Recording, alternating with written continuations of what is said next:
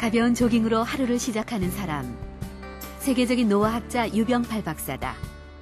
70대라는 나이가 믿기지 않을 만큼 날씬하고 단단한 몸을 자랑하는 유 박사.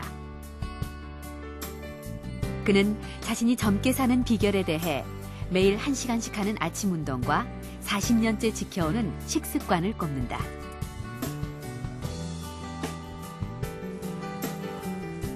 그의 식탁엔 각종 채소를 넣어 만든 스프와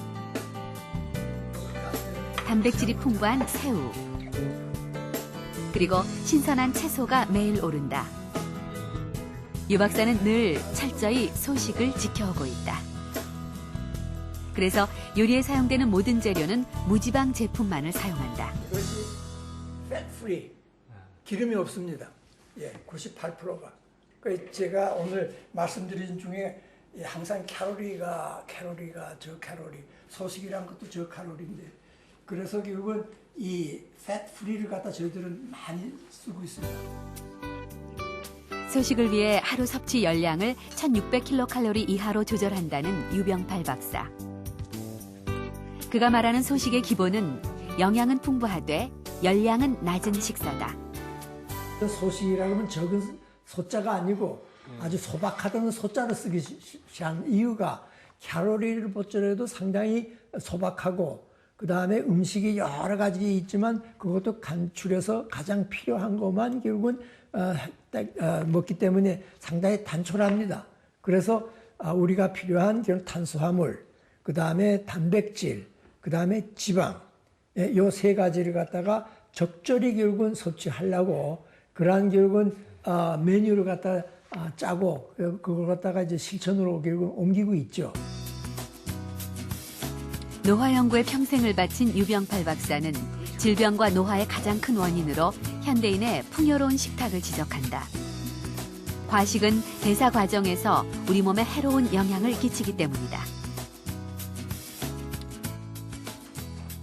이 절식이란 것은 면역성에도 좋게 해주고 치매에도 좋게 해주고 혈액순환에도 좋고 심장 발동에도 좋고 근육적인 쇠퇴도 막아주고 골다공증도 막아주고 우리에게 지능도 결국은 밝게 해준 것이 결국은 이 세포들이 일정한 결국은 에너지 이상 받을 수 없기 때문에 자기네들이 공급받은 것 안에서 최대한으로 결국은 이걸 갖다가 발휘하기 위해서 노력이라 그럴까요? 그러한 결국은 활동을 갖다가 갖기 때문에 우리 몸 전체로 볼 적에는 무엇보다도 제일 좋은 결국은 저항력을 갖고 있습니다.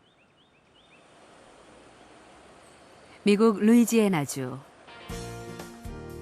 이곳에도 건강과 수명을 위해 소식을 실천하는 사람들이 있다. 올해 46인 미시 로버츠 씨. 식사 전 그녀는 반드시 음식의 무게와 크기부터 측정한다. 자신이 먹을 음식의 열량을 정확히 계산하기 위해서다. 그녀가 실천하는 소식의 핵심은 섭취 열량을 철저히 제한하는 것이다. 미국인 평균보다 25% 적은 양을 먹기 때문에 그녀의 식단엔 많은 변화가 찾아왔다. 저희 집 냉장고에는 채소와 과일로 가득 차 있습니다. 전에는 이렇지 않았죠. 전에는 2% 저지방 우유를 마셨는데 지금은 무지방 우유를 마십니다. 과일도 미리 깎아서 바로 먹을 수 있게 준비해 둡니다. 그리고 바로 먹을 수 있는 파인애플도 조금 있고요. 또 집에서 직접 조리한 콩도 먹습니다. 가공식품보다는 집에서 조리한 음식을, 육류보다는 지방이 낮은 닭고기나 생선을 더 많이 먹게 됐다.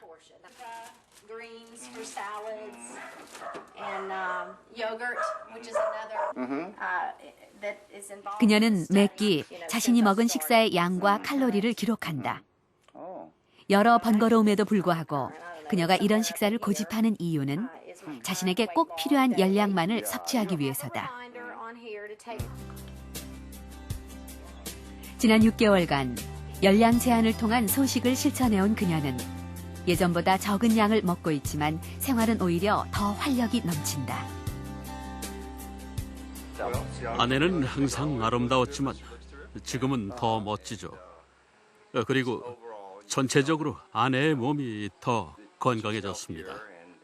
아주 보기 좋아졌죠. 달라진 건 그뿐만이 아니다.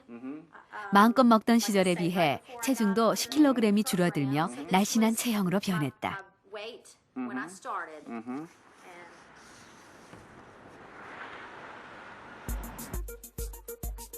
정기검진을 위해 패닝턴 연구소를 찾은 미시 로버츠 씨. 그녀가 이곳에서 정밀검진을 받는 이유는 사람을 대상으로 한 대규모의 소식 연구에 참여하고 있기 때문이다. 2년간 그녀가 섭취한 음식의 열량과 그녀의 신체 변화는 이곳 연구소의 중요한 연구 자료로 쓰이게 될 것이다. 루이지애나 대학의 패닝턴 연구소에서는 소식과 장소와의 상관관계를 밝히기 위해 미시 로버츠 씨를 포함한 250명의 사람들을 대상으로 장기 추적 연구를 진행 중이다. 일본 본토인들이나 미국인들에 비해 일본 오키나와 사람들은 5년 더 장수하는 꽤 긴 수명 차이를 보이고 있습니다. 여기서 알 수 있는 건 오키나와에 사는 사람들은 아주 오래전부터 1980년에서 1990년대까지 일본 본토에 거주하는 사람들보다 약 25% 정도 적은 칼로리를 섭취해왔다는 것입니다. 이것이 우리가 이번 임상실험을 시작하게 된 이유이기도 합니다. 2004년에 발표된 첫 번째 결과는 흥미롭다. 48명의 사람들을 4군으로 나누어 그중 한 그룹에게 저칼로리 식사를 실시했다. 그리고 6개월 후 4가지 장수 지표를 비교했다. 소식, 즉 칼로리를 제한한 그룹의 경우 다른 그룹에 비해 세포의 DNA 손상이 가장 많이 줄어들었다. 그리고 당뇨와 노화의 원인이 되는 공복 인슐린 수치의 변화 역시 칼로리 제한군에서 제일 낮아졌다. 중심 체온 역시 소식을 하기 전에 비해 0.5도가량 내려간 것으로 나타났다. 우리는 사람의 수명을 가지고 실험할 수는 없기 때문에 노화의 생체 지표들을 연구했습니다. 예를 들어 인슐린 수치가 높은 사람들은 오래 살지 못한다고 알려져 있죠. 그와 같은 것을 우리는 노화의 생체 신호라고 부르고 있습니다. DNA 손상 정도는 세포에 돌연변이를 만들어 암을 발생시킬 수 있기 때문에 중요하죠. 그리고 체온 역시 장수의 생체 신호입니다. 우리는 섭취하는 칼로리를 제한함으로써 체온이 0.5도 내려갔고 인슐린 수치와 DNA 손상 역시 감소한 것을 알아냈습니다. 이 세 가지는 칼로리를 제한하면 사람들이 보다 오래 살 수도 있을 것이라는 사실을 보여주는 아주 중요한 지표입니다.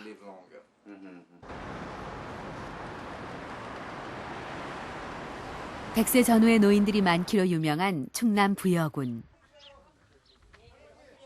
마을에서도 건강하기로 소문난 102세의 김수녀 할머니를 찾아갔다. 나이가 믿어지지 않을 만큼 정정해 보이는 할머니.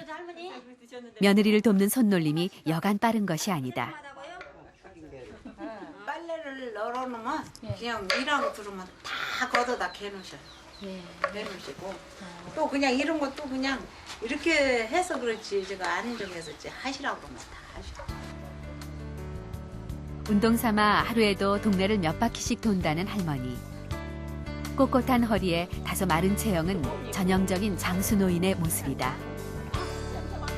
환갑 이후 지금껏 한 번도 살이 찌거나 배가 나온 적이 없었다. 할머니는 지금 정도의 체중과 체형을 40년 넘게 유지해오고 있다. 날씬하시고 그냥 뭐 뚱뚱한 건 못 봤어요. 저 시집 와서 여태까지 그냥 항시 이 몸 그대로예요.